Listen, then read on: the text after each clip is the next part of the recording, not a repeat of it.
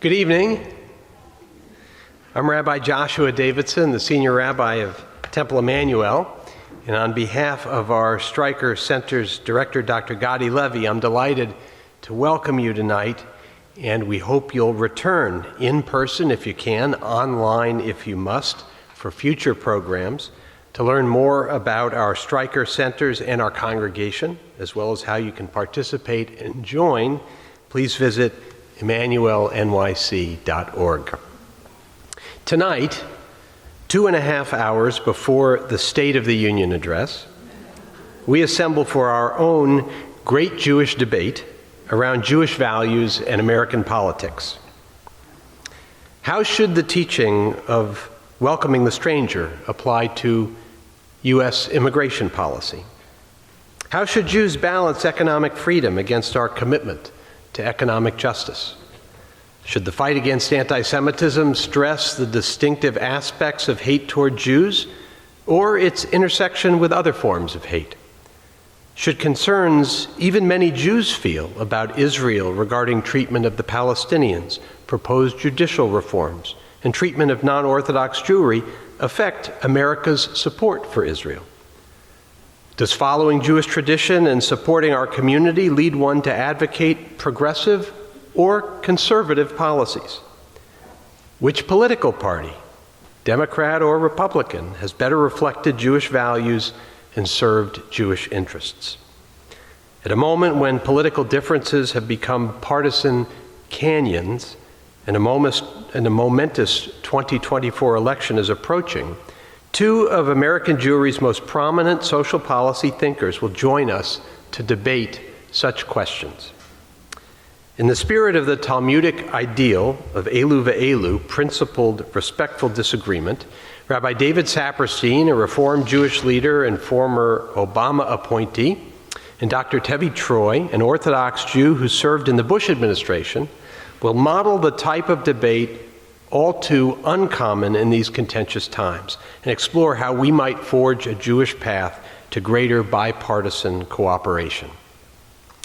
Best-selling author Dr. Tevy Troy, on my far left, formerly served as a senior White House aide, Deputy Secretary of Health and Human Services, and acting assistant to the President for Domestic Policy. He also held senior advisory positions on Capitol Hill. The author of 5 books on the presidency, including the forthcoming The Power and the Money, the epic clashes between American titans of industry and commanders-in-chief, Dr. Tevi Troy has served as a fellow at the Bipartisan Policy Center, the Hudson Institute, the Jewish Policy Center, and the Potomac Institute, and as a member of the Bipartisan Commission on Biodefense. For 4 decades, Rabbi David Saperstein served as director of the Religious Action Center of Reform Judaism, representing the largest segment of American Jewry to Congress and the administration. Designated by Newsweek magazine as the most influential rabbi in America, and by the Washington Post as the quintessential religious lobbyist on Capitol Hill, in 2014 he was appointed by President Obama to serve as the first non-Christian U.S. ambassador at large for international religious freedom. On a personal note, I would add that I have known him for the better portion of my life, and he is a true hero of mine. So it is a privilege to welcome both Rabbi David Saperstein and Dr. Tevi Troy.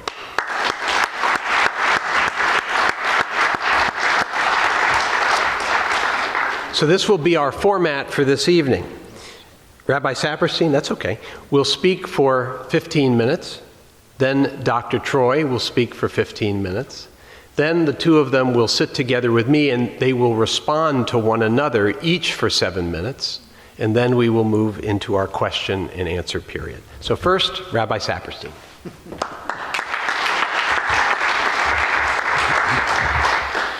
So what a pleasure it is to exchange ideas and views with Dr. Tevi Troy, a friend and a remarkable Jewish public servant who elevates political discourse at a time where in America we so desperately need that kind of discourse in our troubled, hyper-partisanized land and government.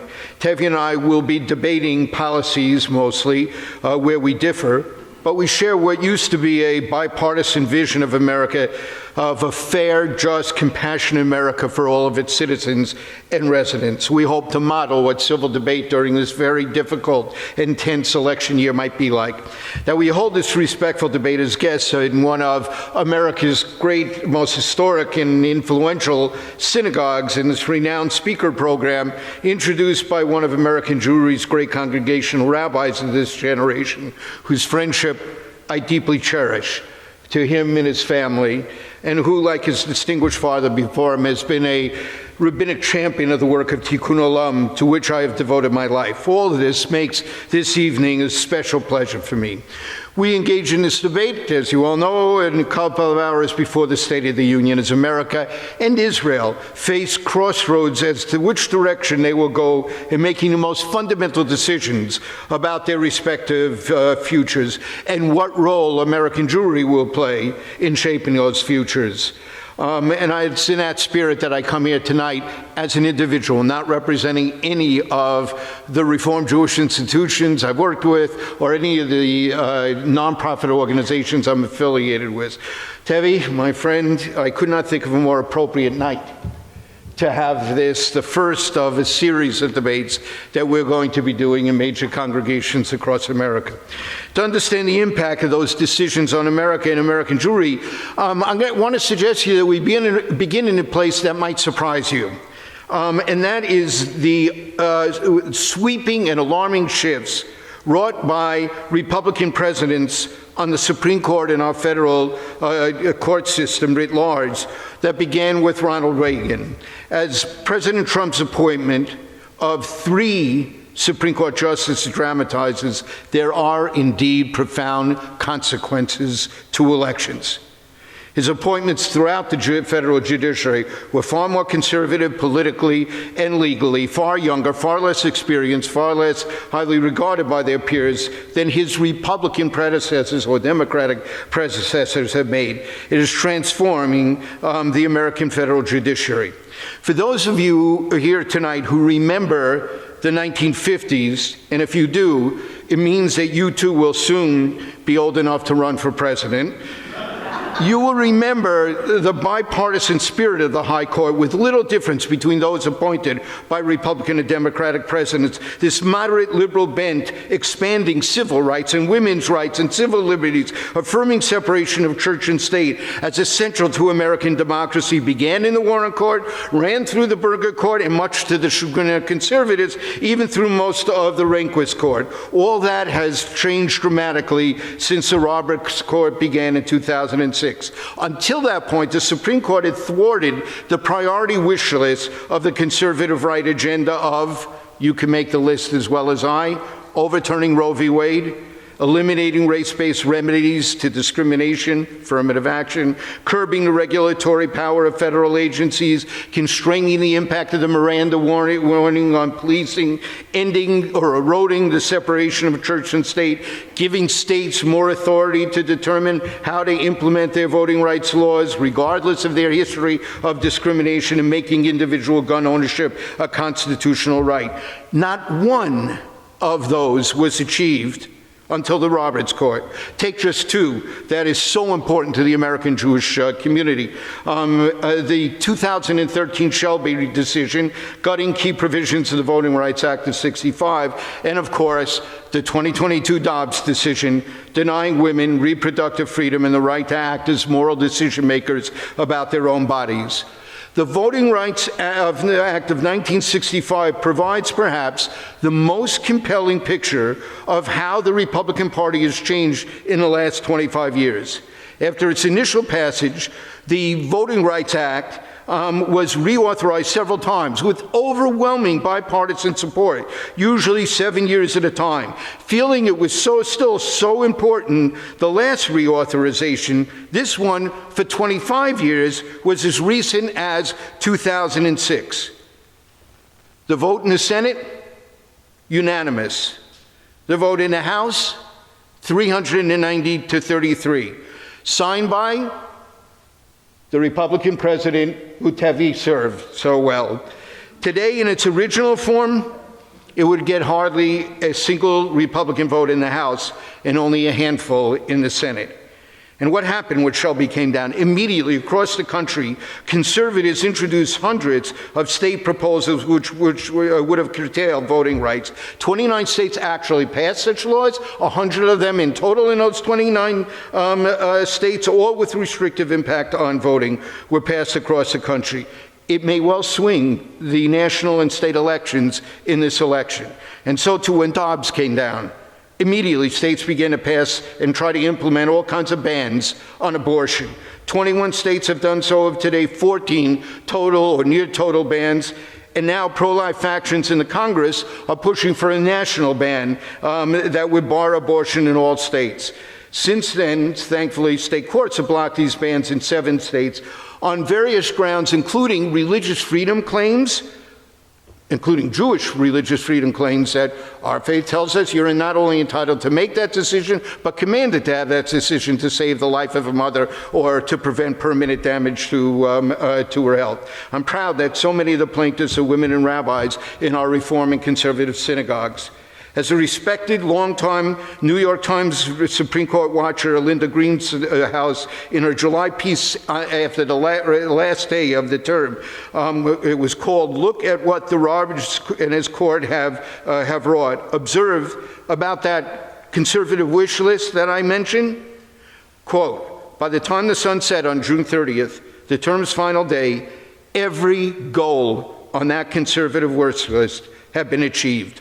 All of it," she said. "To miss that remarkable fact is to miss the story of the Roberts Court." And why did I begin with this? Because when you lose the Supreme Court and the federal courts as protector of our fundamental rights, what happens in the legislative bodies, in the executive branch, becomes indispensable to preserving democracy in this country. Hence the vital urgency for this debate in the Jewish community as the 2024 election heats up.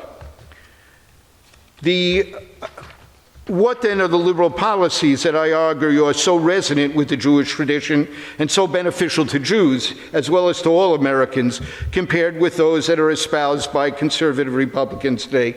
And if we had time, I would have been glad to discuss how those liberal policies of the past century reflect centuries of Jewish values and Jewish models of government policies. Well, I've already addressed some of the civil rights, women's rights issue. Let me look briefly at a few others. First, taken as a whole, the liberal programs permeating in the 20th century had a profound impact on the social welfare of the country. I don't know how many of you read Franklin Ford's amazing piece in the Atlantic about this may be the end of the golden era of American Jewry, but that golden era he ties directly to all of those liberal policies. In the economic arena, let's start with Social Security and Medicare. Before them, 50% of the elderly population lived in poverty. With Social Security and Medicare, that number this year or last year was 10.5%. And almost all of those 10.5 who are on the programs are better off because of their benefits. And now the Republican Study Committee is proposing changes that would make major cuts for millions. All Americans, conservatives and liberals, Democrats and Republicans, people of all religions or none, all benefit from these policies.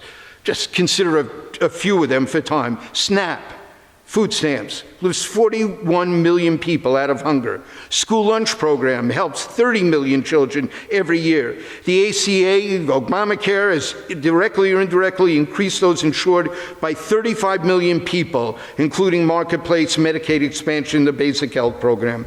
And now, fiscal conservatives on the House Appropriations Committee are calling for cuts in almost every one of our nation's social welfare programs. Together, they propose reductions in social spendings of $59 billion below 23 levels, plus rescinding $94 billion in already appropriated funds in the Inflation Reduction Act. Gun control. What manner of nation are we that in the face of overwhelming support for stronger gun control, we can bring ourselves to legislate only the most anemic solution for the nation's bloodiest problem? What manner of people are we that we accept that we have lost in the past 50 years more people to gun violence on our streets, in our homes, in our schools, in our houses of worship than we have to all the wars in the history of the United States? Indeed, firearms are the leading cause of death amongst children.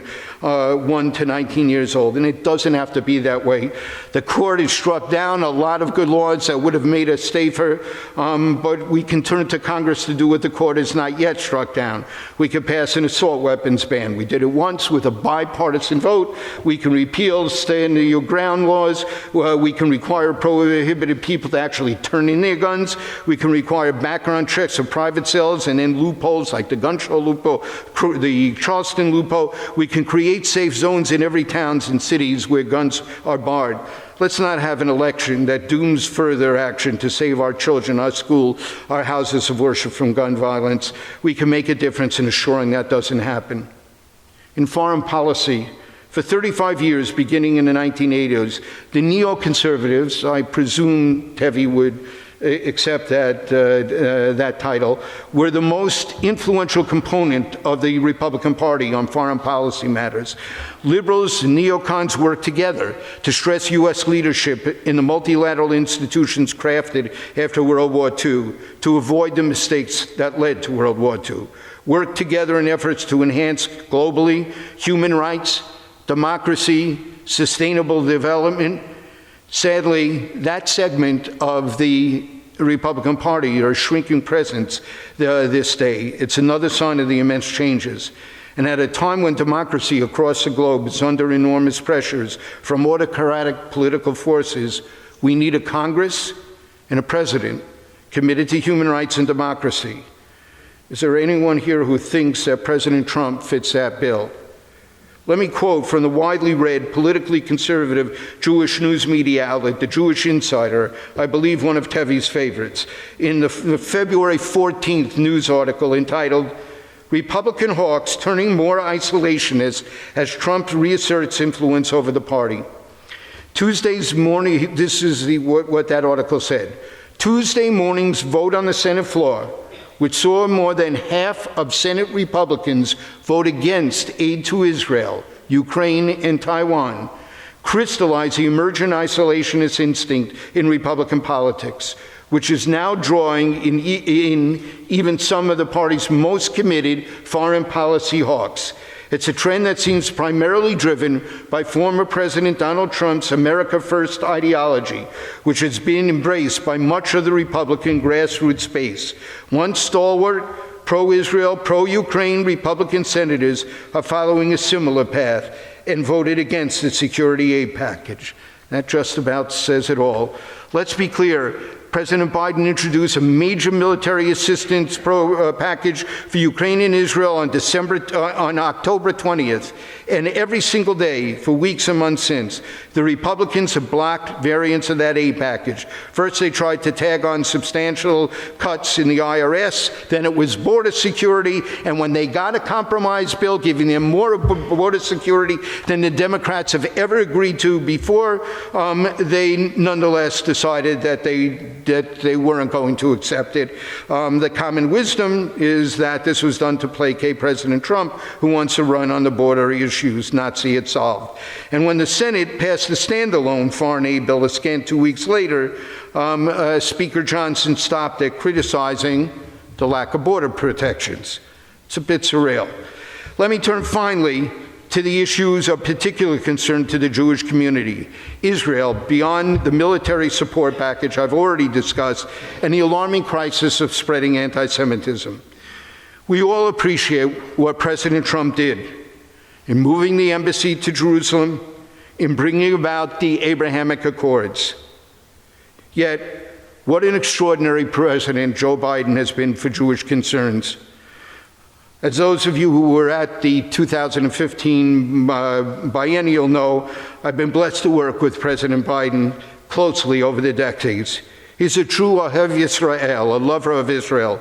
His solidarity with Israel, his visceral pain over the brutal massacre of October 7th, his palpable anguish over the hostages who were taken, his trip to Israel, the first time an American president ever took a trip in the middle of a war to a war zone in the region to deter Iran, and the deployment of significant military presence in the region to deter Iran and its surrogates, his facilitating such massive aid packages, and as we learned just yesterday, yesterday, keeping the military resupply lines flowing.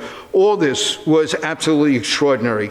And he will certainly stand with Israel, even as there are growing strains, which will certainly mount between Bibi and Biden, taking increasingly differing positions, asserting action to reduce sharply Palestinian civilian casualties, and to provide aid as soon as possible to the 1.8 million displaced Palestinians who need it so desperately before people in large numbers start dying from starvation or disease, a development inimical to America's values and strategic interests, and I would argue to Israel's as well. That the president anguishes over those Palestinian civilians, even while supporting Israel the way he has continuously done, should make us proud.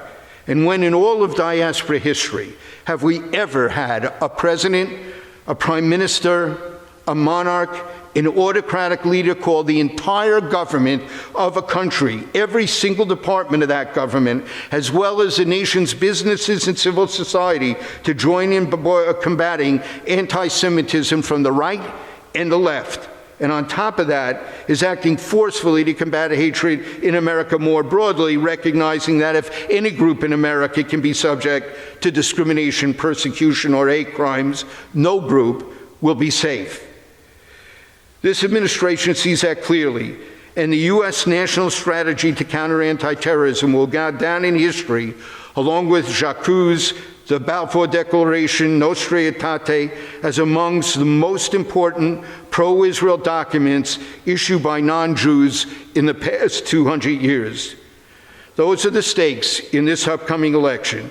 But whatever your views, whether you agree with Tevi's views or mine, this is a year to vote, to get everyone you know to vote, to act to ensure that every American is able to exercise their right to vote.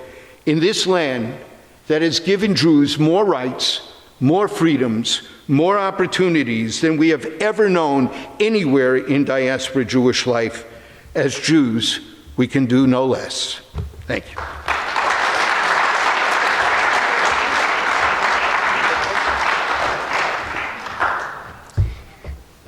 Thank you, Rabbi Ambassador Saperstein. Now please welcome Dr. Tevy Troy.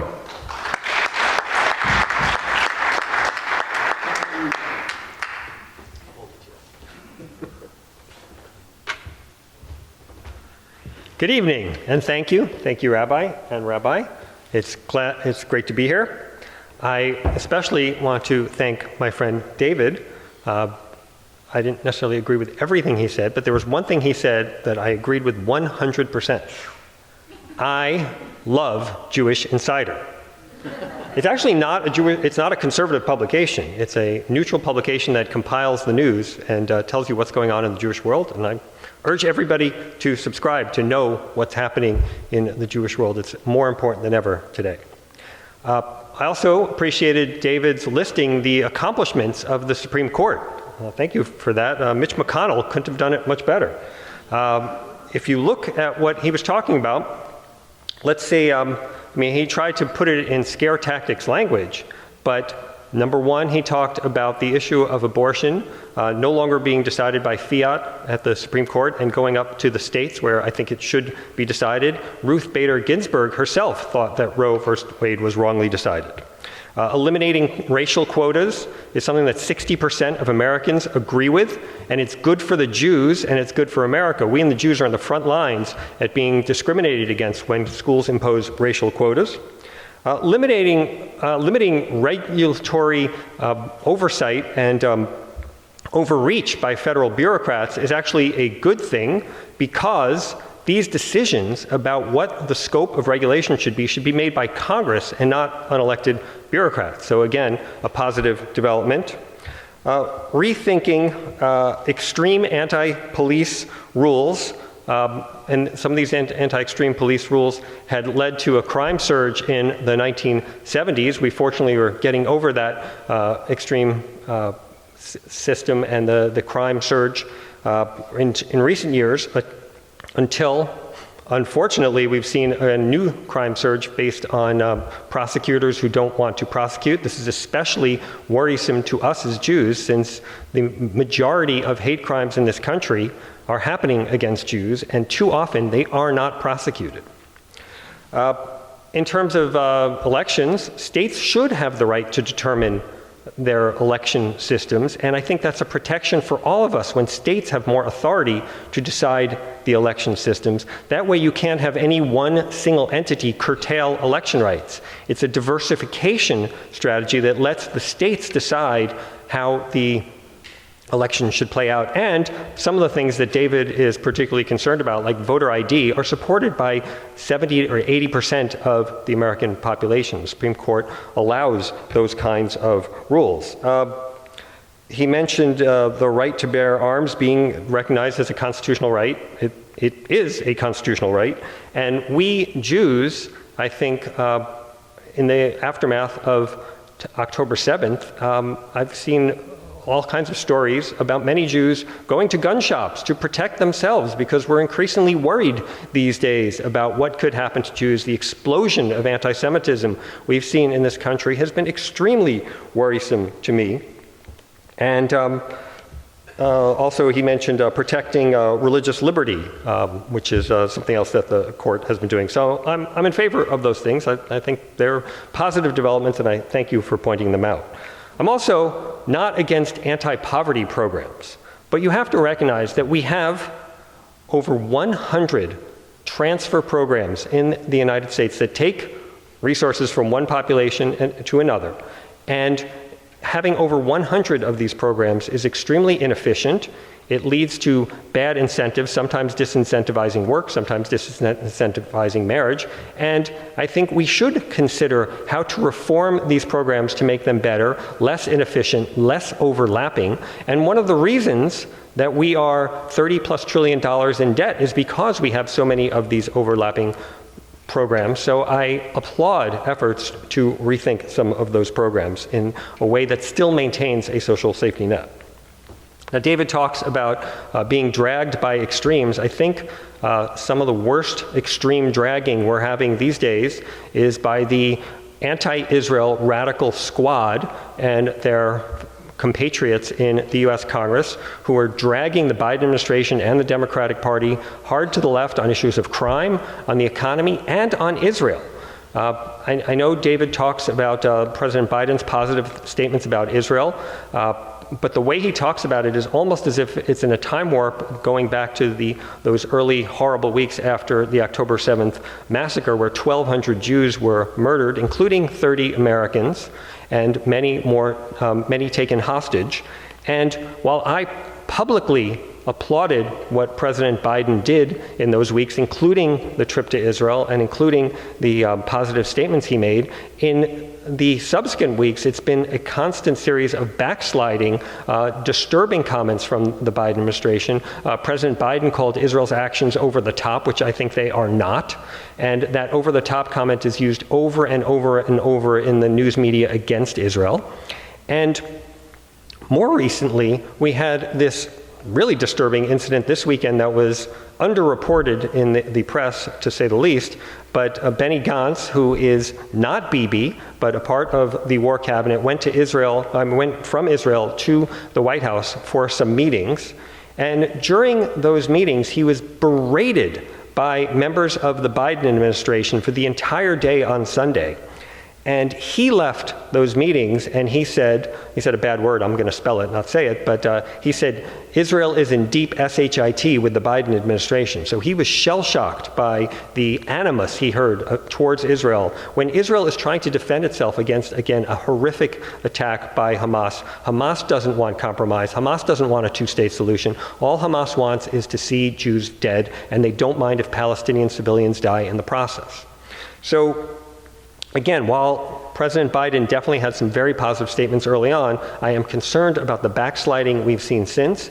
And I also am worried about what we're going to hear in the State of the Union tonight, because they have been previewing that there's going to be some tough anti-Israel comments in that State of the Union. So again, I am concerned about that. Now, this is all fun to rebut some of the things that David said, but that's not why I'm here. I'm actually here to give a positive message and to explain why my vision of conservatism is the best approach for American Jews and for America. And to start with that, let me just talk a little bit about my own background. I grew up in Queens, New York. I see some Queens people in the audience, shout out. And I grew up in a very rough time. It was the 1970s, a time where we had a lot of crime, a lot of inflation, a sense of lack of understanding where America's place in the world was, a worry about external adversaries, a time, unfortunately, very much like today. And I grew up in a home that was very patriotic and very grateful for this country, a real sense of gratitude that our relatives, our ancestors, had escaped from Europe and did not, unfortunately, succumb to the horrors of the Holocaust. And I was determined to see if I could see things become better in this great country. And again, the 70s were a disturbing time, but I was encouraged and inspired at a young age by bipartisan politicians, people on both the Democratic and the Republican side, who worked to make this country a better place. Ed Koch, who was the mayor of New York, was a hero of mine, as was Ronald Reagan. And these people implemented policies that made the country better and improved America's place in the world. Crime started to come down. It came down even more in the 90s and 2000s. Koch got the New York budget under control. Ronald Reagan improved America's standing in the world and also helped win the Cold War. Also was both of them were staunch allies of Israel, which I think all American politicians should be, and I'd like to see more of that from both the left and the right. So that's where I'm coming from. In terms of the word conservative, I think that's really at the essence of what Judaism is about. We're trying to conserve something. We're trying to conserve a great tradition that has been around for thousands of years. And every generation has had that obligation and has passed on that tradition, has conserved that tradition, if you will, and passed it on to the next generation, which is why we are here, which is why you are here, which is why we're all here in the audience, and you don't walk down the street and see a Hittite or an Assyrian or a Babylonian. We Jews have managed to conserve our tradition for 2,000 years, 2,000 years plus, and I think that we should celebrate this idea of conserving traditions. And there are many American traditions we should conserve as well. Another thing I worry about is too much linkage between politics and religion. So I was very honored to have the rabbi show me your glorious and beautiful sanctuary, but I'm kind of glad we're not doing that in that religious place, in that sacred place, because I think there should be a separation between religion and politics. And religion is timeless, while politics is ephemeral, is of short duration. And you think about it, let's say politics can change all the time. If you think about the Democratic Party of the 1850s, it was the party that was the pro-slavery party. Of the 1950s, it was the party that was pro-segregation. In the 2050s, who knows what it will be? Will it be a pro-Hamas party? There are some people who are moving in that direction. I'd like to see it not go in that way, but we don't know. So separating religion from politics, I think, is a good way to keep Judaism strong and is a positive way of going forward. I do worry about demographically where we are going. We, the Jewish community in America, has been stagnant for 50 years in terms of our population size. And I think that's worrisome. That's worrisome in terms of our political power in this country. That's worrisome in terms of our ability to perpetuate ourselves, to conserve the Jewish tradition and pass it on to the next generation. And I think we need to do better at increasing the size of the Jewish community. The only part of the Jewish community that has been increasing is the Orthodox part of the population. I think the Orthodox approach is relatively simple and time-tested. It's marry, have children, and pass the tradition on to the next generation. You don't have to be Orthodox to embrace that approach. It works for anybody and everybody, and I would encourage it.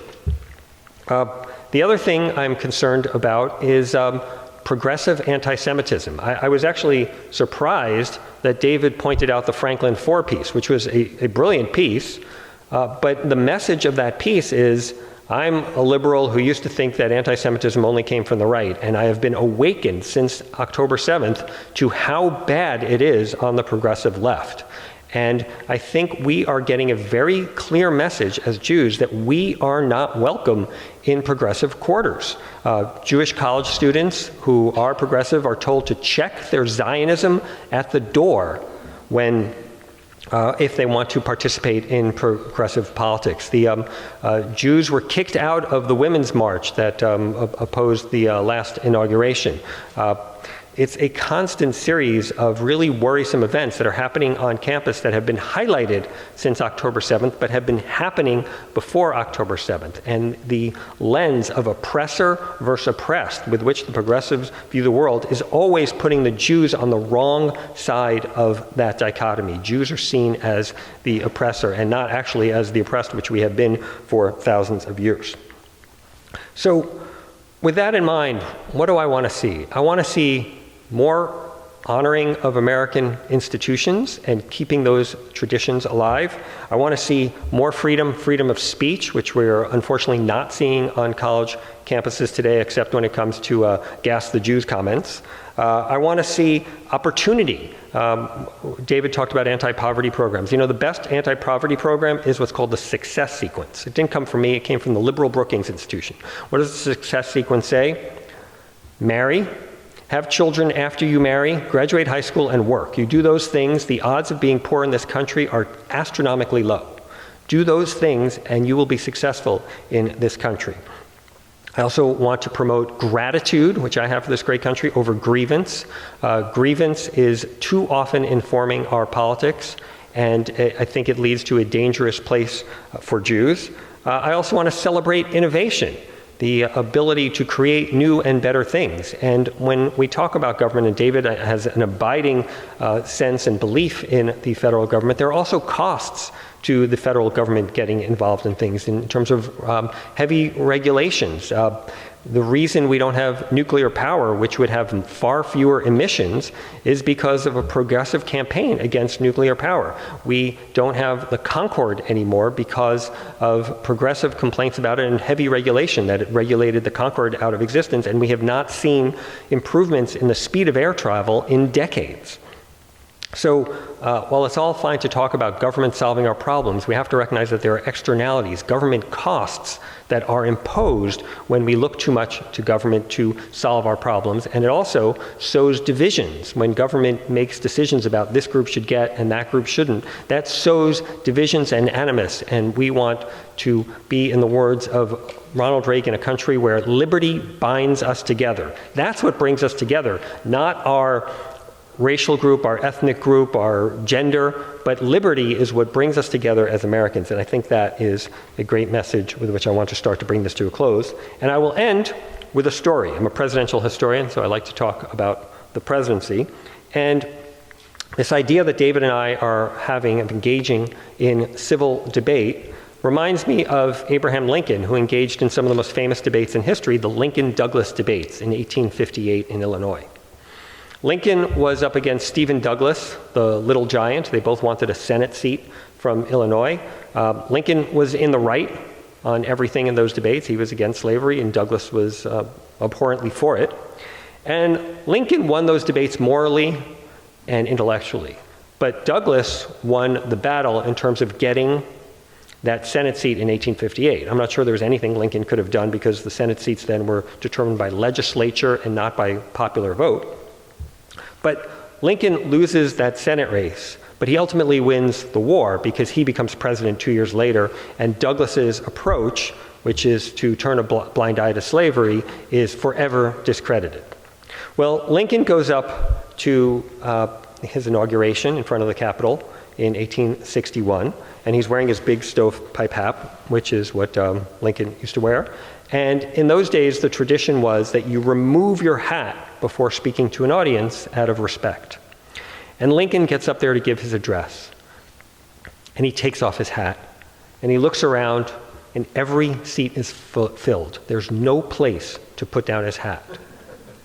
And Stephen Douglas, the little giant who Lincoln had defeated, whose career, political aspirations Lincoln had ended, puts out his hand and takes Lincoln's hat and holds the hat while Lincoln gives his speech.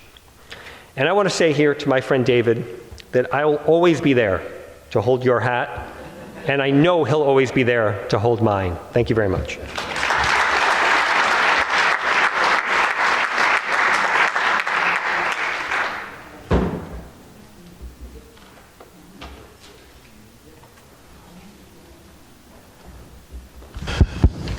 Okay. You each have certainly offered enough for the other to respond to. So now Rabbi Saperstein will give you 7 minutes to do that, and then Dr. Troy, you'll have 7 minutes as well. I believe deeply in bipartisanship. I can't think of a single social advancement that took place in the 20th century that didn't happen because of a bipartisan coalition of decency on Capitol Hill and a multiracial, multi-ethnic, multi-religious, bipartisan coalitions in communities all across America. We need that Republican Party back. It's the Republican Party of Tevy Troy. That's not the party today. You mentioned the squad. It's referring to 8 members of the 213 Democrats, I believe. It is right now 8 members. But the number of Republican members who identify with Christian nationalism, the members of the Freedom Caucus, some of the overt extremists within the party, they control the party. It's kind of like the extremists in Israel in the coalition. They don't have to be the majority. If they're sitting out a vote, will mean that it's going to lose when there's such a narrow difference between Republican and conservatives. We saw it with each of the speakers in the House here. So the squad is not the problem. None of them are in leadership. They have almost no impact on the Democratic Party as a whole. Abortion, Tevi, to most American Jews, is just a fundamental right. Reproductive rights, women's rights, fundamental rights. And they don't want to have a hodgepodge of 50 states, many of which are going to take away those rights altogether. Whatever RBG might have said about the 73 decision, when America was a very different country, she was a passionate supporter of the rights of women to make a determination in terms of abortion, and voted over and over again in court decisions to affirm that. The regulations here, referring to the Washington making all the decisions, I think we share, am I right, a very high regard for the civil service servants of America, the government officials who labor day in and day out, most of them very professional and nonpartisan in the way they go about their work. I think that is one of the great gifts that America has. And what President Trump has indicated, if he's reelected, in his dictator for a day, 24 hours. I'm sure he'll just give it all up as soon as the 25th hour begins. But in his dictator for a day, he wants to change the reg that actually protects civil servants in this country so that he would have the ability to hire and fire them at his will, which means he's going to replace everyone with people who's going to agree with him. That would be a devastating change in the way that government works here in America. Voting rights, I think I heard you say that there shouldn't be just one jurisdiction about that. The states should have a right to do that.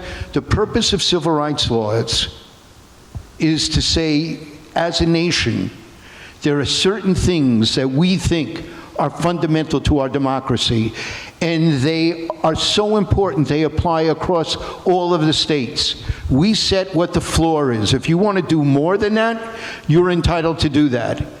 But you can't go under that.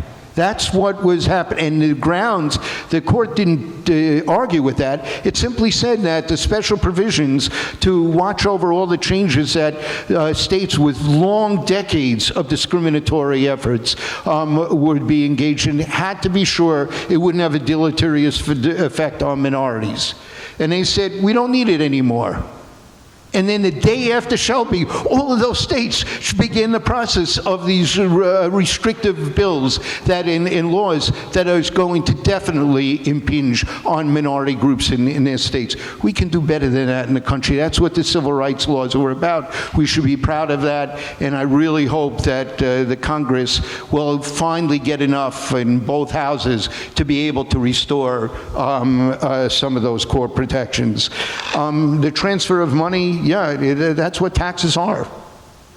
And the fact that it requires 100 programs to meet the needs of people, many of which help people when they get in trouble, no matter how wealthy they are. I mean, look at SSI and what it does for people with disabilities. You could go down the list. There are lots of different things that we are a compassionate country that tries to address the great arrays of the people who have little or nothing and try to lift them up. Should be a source of pride for us. Finally, I would just say this. There's a lot that we can work on together that I think you and I would agree on. Here, even in this Congress, we passed the Reauthorization of the Violence Against Women Act. We passed the infrastructure bill. There are things that do happen. Many don't get a lot of attention here, but we somehow have lost the way in terms of that bipartisanship. I think probably if we looked at those social welfare programs together, we'd agree, you know what, a lot of these are good and a lot of these aren't doing what they're supposed to do. And there are counterproductive implications that need to be reformed.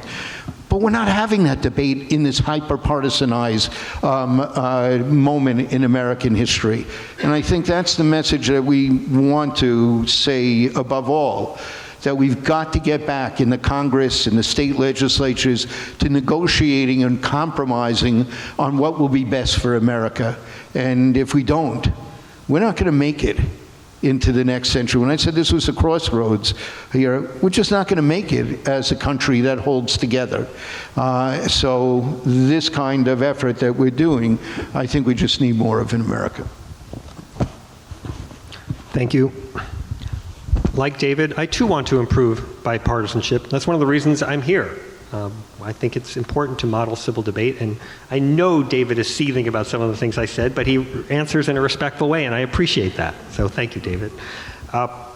Also, bipartisanship is something that has moments. It waxes and wanes. I mean, we're in a particularly noxious period. I think David and I would agree on that. But there are times that we actually do better on bipartisanship. And as a historian, I know we've had bad periods and worse periods and better periods. The 60s were another bad period. One thing that I am a big fan of that I think helps matters is presidential debates. You know, the first presidential debate, it wasn't until 1960. A lot of people know that. But most people don't know that between 1960 and 76, we had no presidential debates because they couldn't agree on a framework for having them.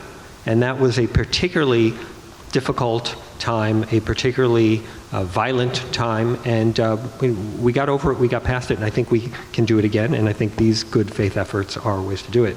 I agree there's only 8 members of the squad. I hope some of them lose in the fall, including you know, some who are particularly noxious towards Israel, but I think it is misleading and naive, and I don't actually believe you think that they have no impact on democratic politics. I think they absolutely do. And while there's 8 of them, there's many more Democrats who vote in a non-pro-Israel way. And then there are other Democrats who claim to be pro-Israel, but miss no opportunity to criticize Israel. So I think that the group of anti-Israel Democrats is much bigger than just those 8. But those 8, I think, are the most problematic. In terms of abortion, David talks about complete bans on abortion. There actually are no complete bans on abortion, even in red states that where you may not like, and I may not like the rules they put forward. All of them have exceptions for the health of the mother, for incest, for rape, etc. But on the other side, it's the Democrats who refuse to have limitations on abortion at any point past viability. So this is constantly brought up for a vote, and Democrats overwhelmingly don't want to see any limits on abortion. The truth is, the American people want some limits on abortion. They want us to be more in line with the European countries, where the bans or the allowances are somewhere between 12 and 16 weeks. And I think we could come to a bipartisan agreement on that, because 70% of the American people agree on something in that range. I do agree that this issue is often seized by the extremes, but I think you have to recognize some of the extremes on your side of the aisle as well.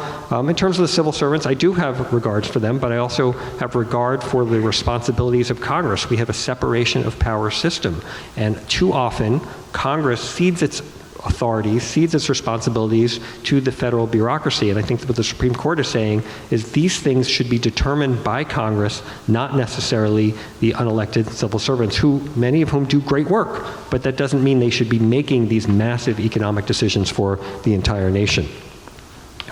In terms of voting rights, which I know is one of David's favorite subjects, I know there's a lot of scare tactics on this. Remember the Georgia voting law that had people so outraged, and people were boycotting the state of Georgia.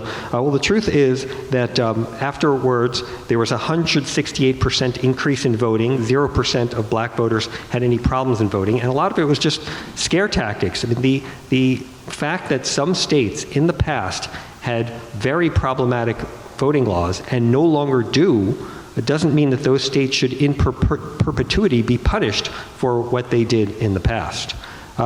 As for requiring 100 programs to address the poverty issues in the country, David himself said, right after he said that he agrees there's a need for reform of those programs, and I look forward to working with him and other like-minded Democrats on finding those reforms so that we can have a more efficient system and we can start to address the problem of our $30+ trillion in debt, which is actually one of the things that keeps me up at night. Thank you. Thank you both. Okay, so now we're going to move to questions. I'm going to ask a couple, and then after I've asked a couple, then we'll take as many as we can from the congregation as well. So the first question follows up on something that you both spoke about, and the question is this: who are more dangerous to American Jews, the anti-Zionists on Rabbi Saperstein's left flank, or the nativists on Dr. Troy's right flank? Who wants to go first? Yeah, I'm happy to take this on. Well, first of all, I think that I have been out there for years talking about problems of anti-Semitism on the right and on the left. And I often get dismissive answers from my friends on the left saying, oh no, it's just a problem on the right. I think it exists in both places, and I think we as Jews who want to fight anti-Semitism and need to protect ourselves from anti-Semitism need to recognize that it comes from both places. And I'm glad that after October 7th, some people on the left are starting to recognize that, including Franklin Foer in his article. So that is a step in the right direction. But I think the only way to approach this is to recognize that it exists in both places. But in terms of the danger that I feel now, look, let's be frank. The danger from a nativist, I guess, or an anti-Semite on the right is that he might take a gun and shoot up a synagogue like he did in Pittsburgh, which is horrible and has happened in this country in recent memory. The danger on the left, I fear, is more institutional, that you have these major institutions, including the media, including our universities, and including the entertainment sector, and in those institutions where these progressive views of oppressor versus oppressed are dominant, in those institutions which determine the commanding heights of our culture, I think that is a problem from the left, and I think it has a much more systemic approach and a much more systemic danger, and we have a more systemic vulnerability than from the people on the right who are rightly diminished, criticized, and demonized in our society as they should be. Again, they pose a danger as individuals, but this systemic danger of progressive anti-Israel, anti-Semitism that has an institutional basis is much more worrisome to me right now. I mean, according to the Department of Homeland Security and the groups that monitor the groups on the right are not just a handful of people. These are well-organized communities of people who are recruiting people and cultivating this kind of hate with people. They are well-armed militias. In many cases, they are a threat to the future of America, and they are the ones almost always where there has been violent action against Jews. Almost all of that has come from the right. We have guards at our synagogues not to protect against Palestinian protesters. We have to protect the crazies from the right or the extremists from the right who will believe so strongly in what they think is the conspiracy theories of how Jews are manipulating the world and replacing all the white people in the world here, and all the right-wing traditional conspiracies that we need protection from them. And as I said, it's not just Jews. They are a threat to blacks, they're a threat to gays, they are a threat to Latinos here, and they're a threat to America. So if you ask me which is more dangerous, I think that is the more dangerous form. But I do not diminish at all the anti-Semitism that comes related to Israel. And here, that comes from the left. This politicized anti-Semitism. We know one solution to the right-wing anti-Semitism over a long period of time is levels of education.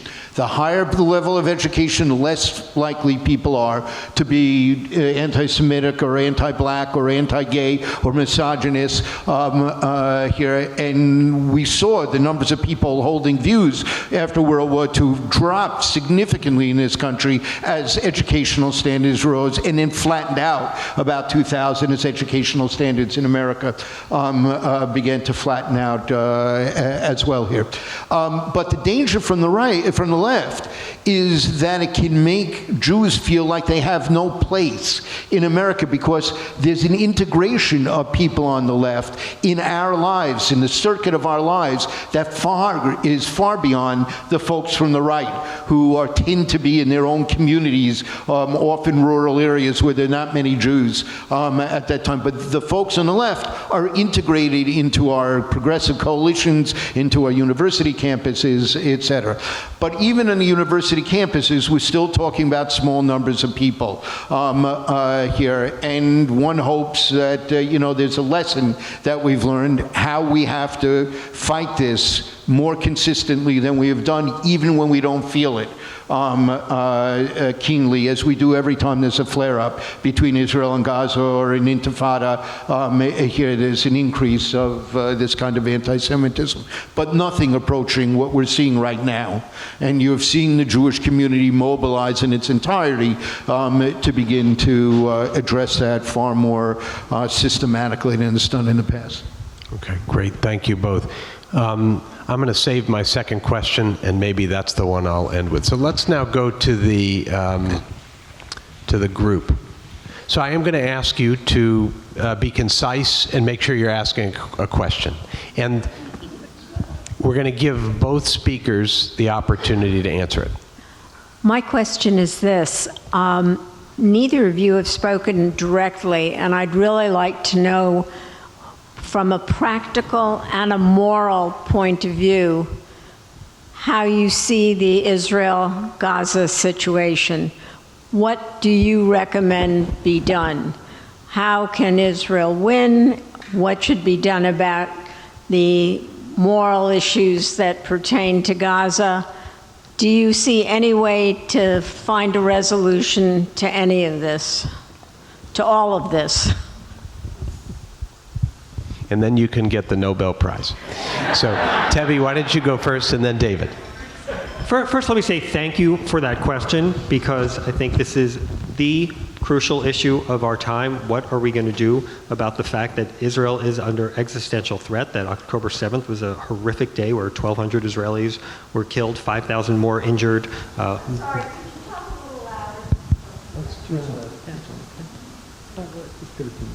I hope you heard that I thank you for the question, because it was an excellent question, and I'm glad we're talking about the issue of Israel. Look, the initial response afterwards from the civilized world, I would say, or the Western world for the most part, was Israel has a right to defend itself. Period. I remember when I worked in the Bush administration during the horrible days of the Second Intifada, and Ari Fleischer, who's a friend of mine, Jewish, he went into the Oval Office with talking points about Israel that reflected the State Department's, well, Israel has suffered some damage, but we have to think about the Palestinians at the same time, and it was kind of mealy-mouthed, both sidesism. And President Bush said, don't say that, just say Israel has a right to defend itself. And that sent shockwaves through the bureaucracy, and that was clearly American policy. And I think you need that kind of direct approach. The best way to protect Palestinian civilians is to have Hamas defeated. Hamas celebrates the death of Israelis, and they hide behind Palestinian civilian deaths. When more Palestinian civilians die, in fact, Sinwar has recently said this. Sinwar, the head of Hamas in Gaza, by the way, who was released in a hostage deal for Gilad Shalit about 10 years ago, he has said that this is our path to victory, that the number of Palestinian dead rise enough so that the Western world impose a solution on Israel that is unviable for Israel, and then Israel, again, has a chance to be overrun by Palestinian terrorists. So Israel needs to win. They need to get rid of Hamas so that there can be something following a much more amenable system of government. I don't think that the two-state solution is viable right now, although I am okay to have it with a Palestinian entity that is willing to make peace with Israel. Look, I don't think a peace was viable with Egypt until Egypt was ready to make peace, and now we've had peace for almost 50 years with Egypt. So it is doable. It's just not necessarily there right now. But the hostages have to be released, and Hamas has to be eliminated. And I think giving Israel more authority and more ability to act right now is the safest thing for Palestinians and Israelis alike, because the sooner Hamas is gone, the sooner the threat to Palestinian civilians as well as Israeli civilians is eliminated. Before I offer my own response to the question, let me just ask Tevy a question. Is there a limit to how many deaths of Palestinian civilians that you would say that's too far, even to try to eliminate Hamas? And secondly, do you really believe Hamas can be eliminated? I mean, mostly we talk about not allowing it, to deprive it of its governance functions and its military ability to repeat, to repeat what happened on October 7th here.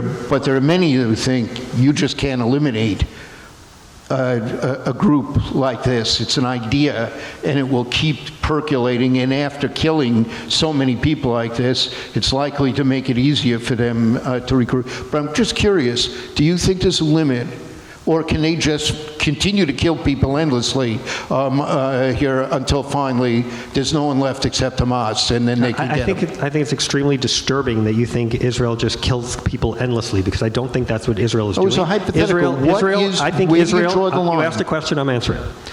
Israel is conducting one of the most moral wars ever conducted in terms of the way that they are targeting the Hamas terrorists, even though Hamas is hiding behind civilians. Those civilian deaths are on Hamas, not on Israel. Israel has eliminated, if what I read in the papers is correct, 18 out of the 24 Hamas battalions. The rest of them are in Rafah. So Israel is close to finishing the job, and I think the U.S. should allow them to finish it. And when you talk about the death of Palestinian civilians, the most dangerous thing, I think, in terms of could lead to potentially the greatest number of civilian deaths, is if you have a famine in Gaza, and then you could have many more people than could be killed by, let's say, bombs or bullets or any human weaponry. And so that could be a much more systemic form of death and destruction. And so getting the job done sooner is actually safer, I think, for Palestinian civilians and Israeli soldiers alike. So Israel,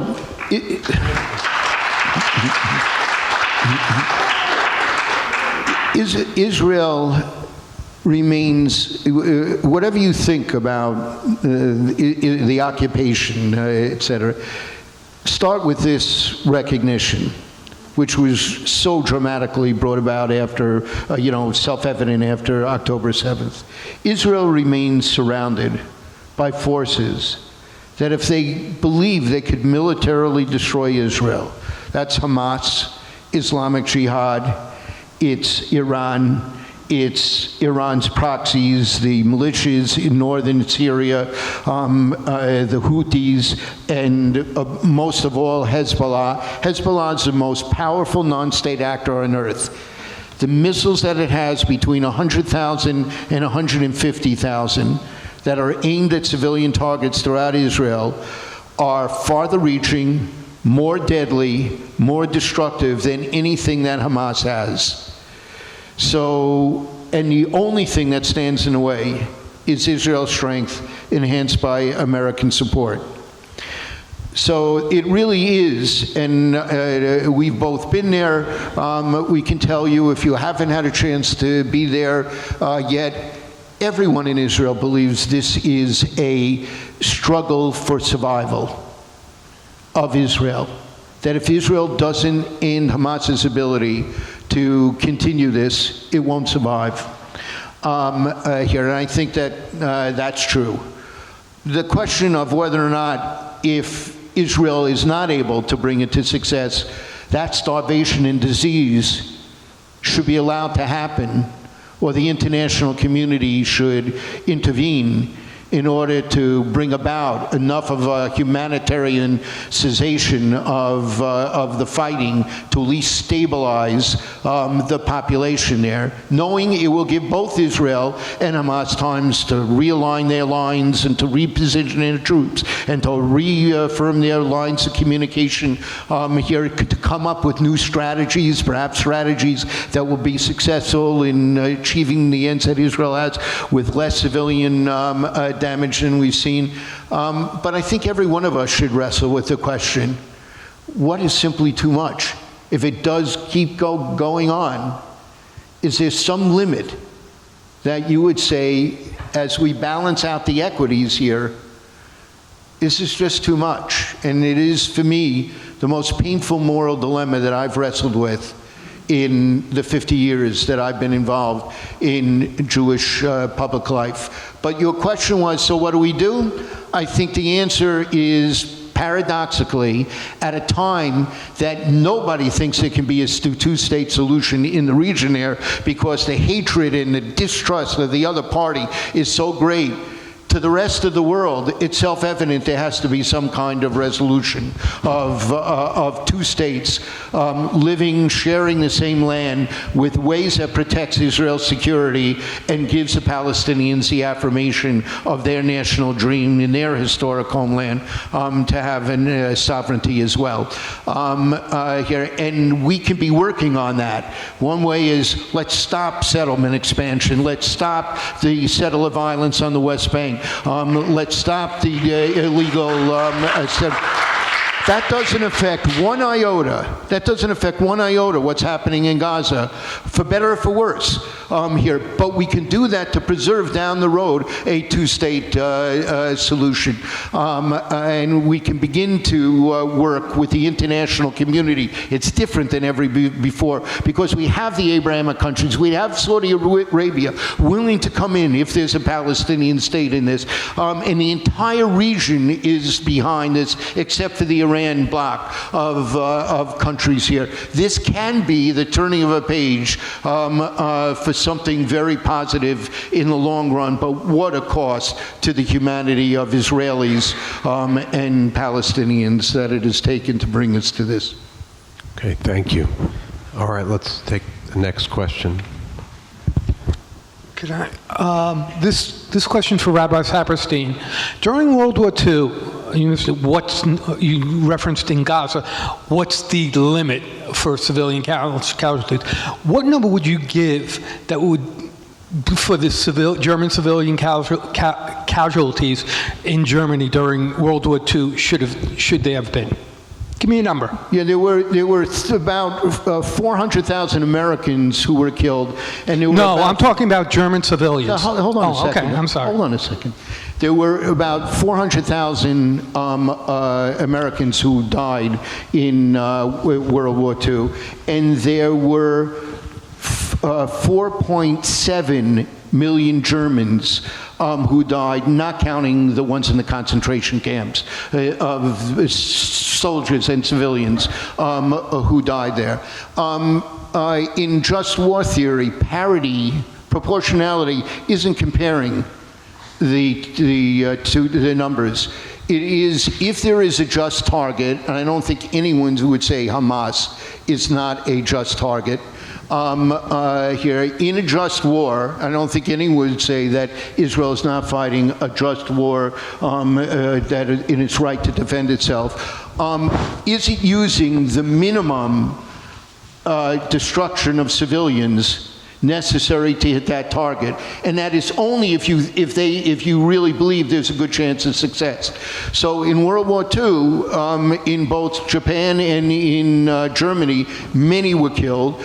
I think we rethink things like the firebombing of Dresden and really believe that that was actually a violation of international law of how wars have to be fought. Afterwards, you can see with more clarity that the protection of civilians could have been achieved. In the middle of the war, it's very hard to do, and it requires very difficult judgments to do. So, the answer to what number of Germans would be appropriate to be killed, I think basically we did what we had to do to win that war. This feels a little different because it is such a high proportion of the entire population that we're talking about in Gaza. 1.8 million displaced people, lost everything, their homes destroyed, their livelihoods destroyed, their family members destroyed. It's not just the 30,000 who were killed, it's the also scores of thousands who were maimed here. There's going to be a price to pay down the road that Israel has to take into consideration more at this point. Whatever it did until now to avoid the casualties, at this point, it is where it is now, and I hope it will rethink its strategies and its tactics to a more effective way of protecting civilians, particularly rather than letting the starvation and disease that they're on the cusp of really happen. Because there's no proximate cause between that. There's a proximate cause between Hamas hiding its entire infrastructure in the middle of a civilian infrastructure, but to get the hostages out to starve the entire population, deprive it of energy and food and medicine, that's much more difficult to justify. All right, David, I fear you're creating a straw man. I'm not arguing for starving the entire population. What I'm saying is that if you get the war over more quickly, you're less likely to have starvation. And in terms of America in World War II, and with respect to your questions, it's clear that America had less regard for civilian deaths than Israel is, and Israel is trying to carry out a moral war and get as few civilians as possible while trying to get Hamas at the same time that Hamas is hiding behind civilians and rooting for civilians and promoting civilian casualties. That is their goal. So we agree about Hamas, and I think we agree that we don't want to see starvation, and I think we need to get this war done as quickly as possible so that Hamas is extirpated and we can move on to that future that David is talking about, where the Abraham Accord countries will cooperate with Israel on creating a better civil governance for Palestinians. And if you can't get it done that quickly, where do you draw the line? I think you can get it done more quickly if you stop second-guessing Israel on everything and bringing Benny Gantz to the White House and berating him and constantly putting out a positive step to Israel and then pulling it back and showing Israel that, putting Israel on tenterhooks and saying, oh, we're going to pull back, we're going to pull back, we're going to pull back. Let them get the job done and then move forward. Okay. Go ahead. Hi. So on a little different theme. Just hold the mic to your mouth. Sure. So my question is as follows. In the media today, we hear the words populism, nationalism, tribalism, intolerance often in relation to current events. From a historical perspective, this harkens back to many dark times in world history. My question is, could you comment on this in relation to current day situation in both our country and Israel? I'm going to leave the Israel aside here. Tribalism and the divisions in our country has become really has reached a kind of perilous level here. I'm particularly concerned again, it is against not within the norm of American society, people who accept the basic postulates and axioms of what our democratic system of government and Republican system of government should be, but the ones who are mobilizing to end it one way or the other, on the far, far left, which are very few people here, and on the far right, where they're more assertive. And it's not just the violent people, it's the Christian nationalists. And they indicate there are tens of millions of people who ascribe to the tenets of Christian nationalists in this country, who believe that this ought to be formally a Christian country. Laws ought to be passed only if they are in tune with Christian values here, who believe that Christians ought to have dominion in this country over non-Christians. It is a very different America than what we were founded on. This was the first country in the history of the world that in the no religious test for office, freedom of religion, no establishment religion, created a country where for the first time your rights as a citizen would not depend on your religious identity, your religious beliefs, or your religious peaceful practices. And it took us 150 years to get to that point, like many of the promised rights that we had, but that vision was there from the very beginning, and Jews in most places in this country were able to thrive throughout the country, particularly in the highlight of that liberal era that I talked about before, from the 40s, 50s, 60s, and 70s here through the end of the 20th century. That was such an extraordinary period for Jews, because the assertion of the Supreme Court of the rights of women and the rights of minorities in this country, and then all the legislation to give form and substance to that, really created a country that has given Jews more rights, more freedoms,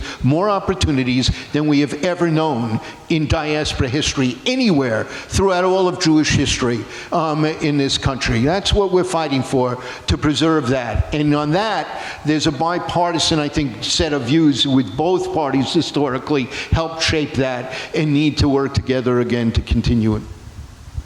Yeah, I think there's a bit of a misnomer about this idea of Christian nationalism. I think the media calls anybody who says that rights are conferred by God a Christian nationalist. Well, I mean, I believe that our rights come from God, but I also believe that we live in an American system where we have civil rights and that the Constitution determines what the strictures of government are, and I think that's all fine, even though I believe in a divine being. So I think you're claiming that there are way many more of these Christian nationalists by that, I think, false and misleading definition than there are. The truth is, if you look at public opinion surveys, about 8% of the country is extreme left, what you'd call woke progressives, and about 6% is extreme right, what you call MAGAites.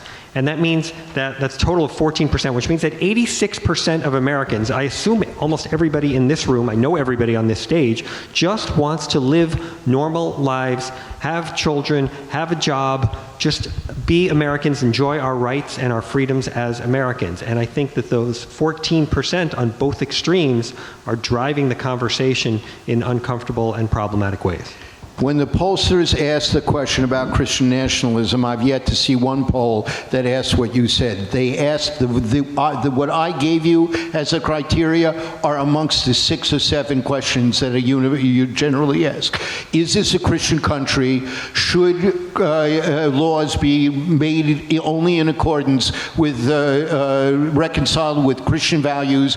Do Christians have a special role to play in governing this country? Those are the questions that are asked not whether God is the source of our rights. It says in the Declaration of Independence that God is the source of our rights. We are endowed by our Creator with certain unalienable rights here. So if that you look idea at has been here from if the you look at a beginning. media profile of anybody who says that God is the source of our rights, they ascribe that person to Christian nationalism, and it's misleading. I'm citing the polls here, and that question is not asked in it. The ones I said are, and I'm stunned by the growth in the last 20 years of the number of people who ascribe to those kinds of views. Okay, I'm going to ask the last question, and to me it's an important one.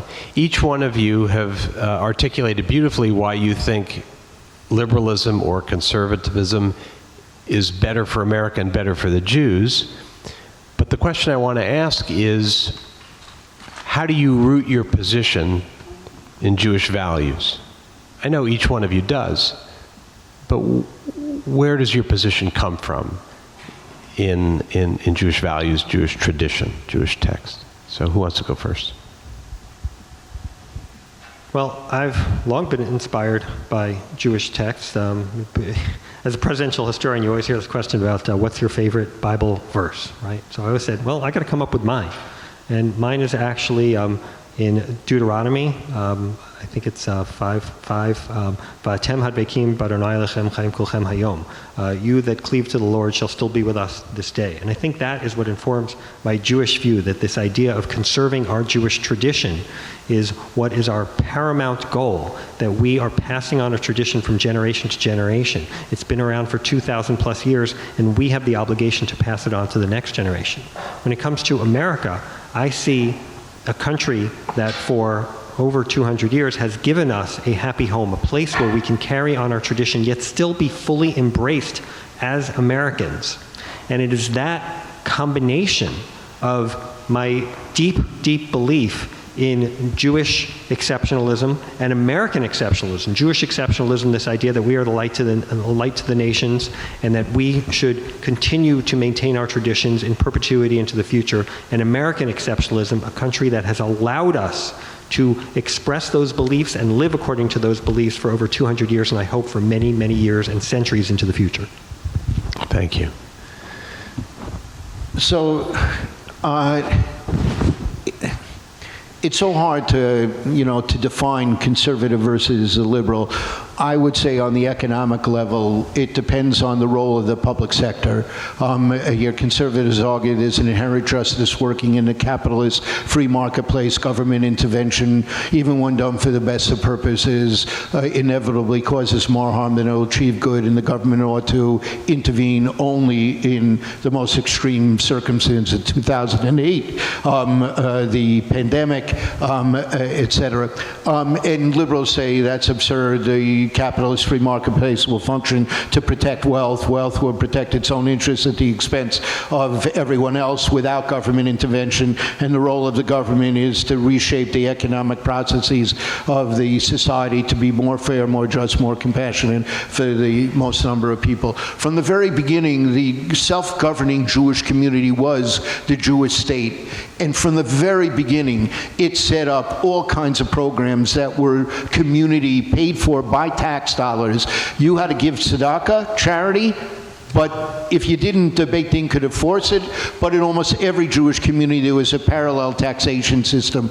And there was, in Talmudic times, a money fund for the poor, a food fund, a burial fund, a clothing fund, and a school to which at least every Jewish boy, rich and poor alike, they asserted, a public school system paid for by the community would be able to be educated. By the Middle Ages.